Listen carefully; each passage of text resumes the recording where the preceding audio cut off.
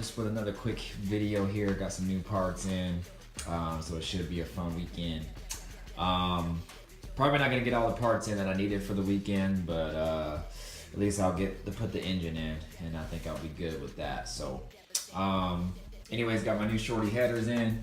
Just went off eBay, got some LS swap headers. So some general LS swap headers. I think they're like 180 bucks. Shorty style. They came with the headers themselves, obviously. And then over here, I got them on the couch. They came with collectors. Here with the bung already drilled and the bolt to cover it up. And then the bolts for the collectors and the headers. Gaskets. Collector gaskets. And the other collector there as well. This is the company I ordered them from, Speed Engineering, off eBay. Again, not too bad a price. Right here, got my torque converter there. 2800 to 3200 stall there. So that'll be going. And that's the main thing I was waiting on, was a torque converter, so I can go ahead and drop the motor in and leave it in. So got that finally there, and I got some other stuff. In my last video I had some fittings that I showed you, but the rest of my fittings came in. And what I decided to go with here, again, let me over here, got some more parts, was these quick disconnects here. So on my return line, I'm gonna run the 5/16 quick disconnect, excuse me, with the -6 and fitting on that end. And then I got the -6 and fitting quick disconnects to fit on a 3/8 inch hard line. So there, and in my last video I showed you all the hose fittings as well, which are with the Earl's fittings. So that's that there. I'm actually using a lot of my existing hard line for my fuel, and then I got the quick disconnects to attach to the fuel filter that I'm using and the fuel rail.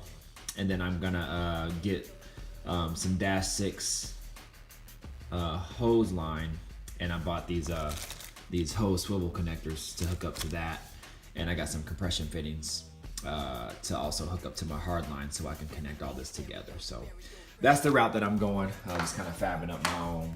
And I wanted to show you this. So a few videos back, and yeah, I'm in the kitchen, got this on the counter because the light was best, otherwise I wouldn't have parts in here. But this is my fuel, or my air intake.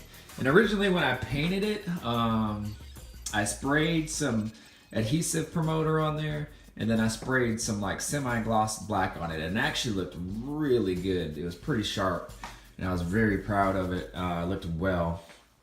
And then when I let it dry and I took it home, or to where the car is,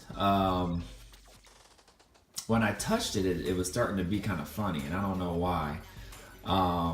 It just like smeared and it wouldn't come off, and it was kind of soft to the touch, and I didn't really like it. Not sure why, if it was from the adhesive promoter or the paint, or it just didn't really get to dry that well. I'm not sure.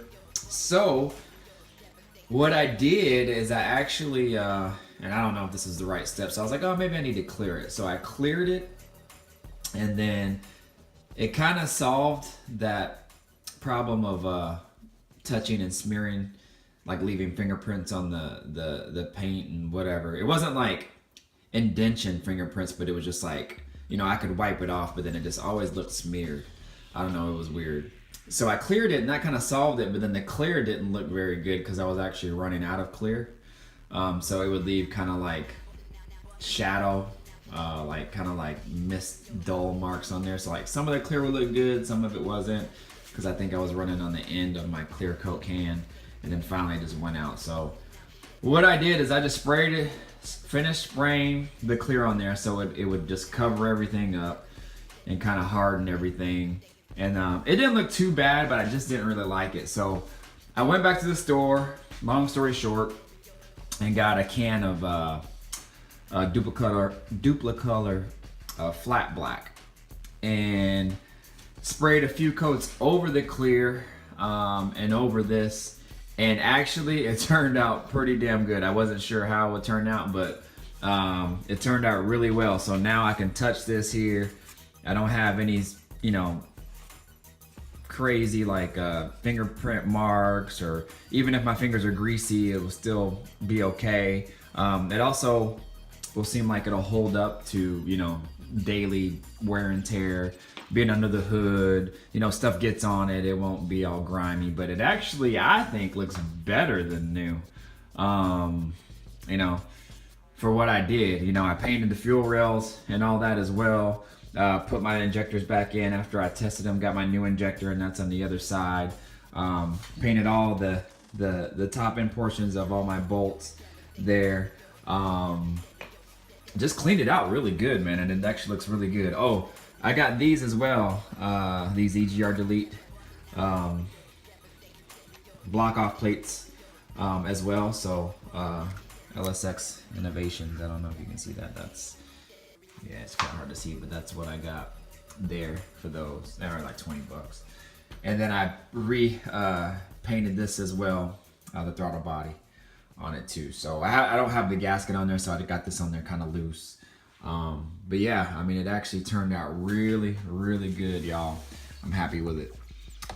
So this motor, when it's in, it's gonna look pretty damn sharp. I'm waiting on a part here. This vacuum line that goes to the regulator here, because on the truck intakes they have a inline regulator on the fuel rail, fuel pressure regulator. What's it called?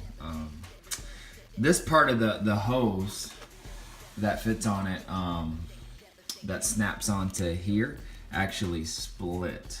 I think it snaps onto there. Yeah, it goes onto here, I believe, if I have that right. Yeah.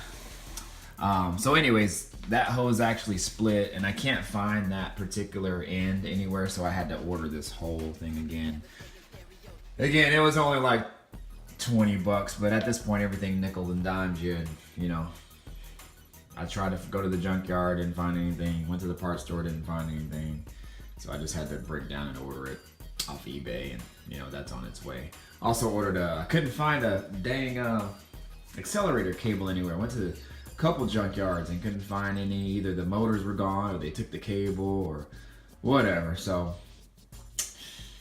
had to order one, and that was like another 20 bucks. So I mean, 20 bucks don't sound like a lot, but you know, when you're already a couple grand or more, shit, I'm probably well over that in this build. All that I was gonna say shit, but I don't really cuss too much, but when I get frustrated, I do. But not really frustrated, but I'll be happy when this thing is done. So anyways, y'all, that's how that's looking. I think it turned out pretty dang sharp. But I probably should get that out of the kitchen, because I don't, you know, I don't want to be bringing all that mess in the kitchen here. So anyways, y'all, that's what's going on. And yeah, back in the game. Got some more parts coming in. Got my fuel sender coming in, and I'm waiting on a couple other parts as well. So anyways, have a great day, and we'll talk to y'all later.